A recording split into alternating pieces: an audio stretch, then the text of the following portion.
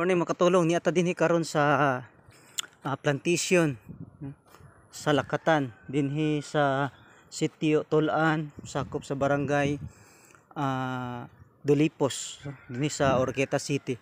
So ato nakita no dinhi ang mga tanom ng mga lakatan. Kisong atong makita nga diin ni ay mga bunga na sa mga lakatan. Okay. So ato nahibaluan nga kini nga area, kini nga mga plantation sa lakatan kaniadto sa panahon sa baha nga banlas ni makatulong no. Nga banlas ni siya kini. So ato nahibaluan nga mga saha na lang siya nanurok no. Tungod kay naigo ni sa dako nga baha kaniadto sa since December 2023. Okay. So mao ni makatulong no. Mao na ang hingbarog karon nga mga saha nga diin ato nakita. So himproduce gihapon og mga bunga no kat makita. So niya dinhi sa sitio Tulan no.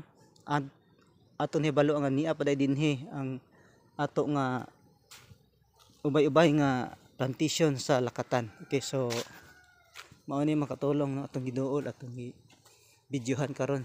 So lapad man pud ni. Siguro mga almost 1 hectare plus siguro ni. Base lang sa kuan ni no. Okay. So ito nakita ang mga lakatan dinhi. Nagahatag paghapon og bunga bisan luyo sa kaniadto nga maunin habilin nga mga saha nga nabanlas.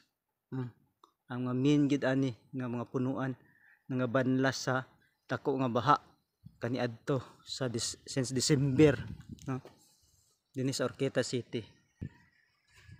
Ano siya?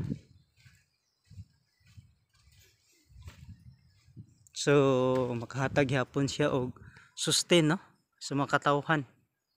Bisan ingon ani nga kahimtang karon. So murag hingbalik no, produce gihapon sa bunga.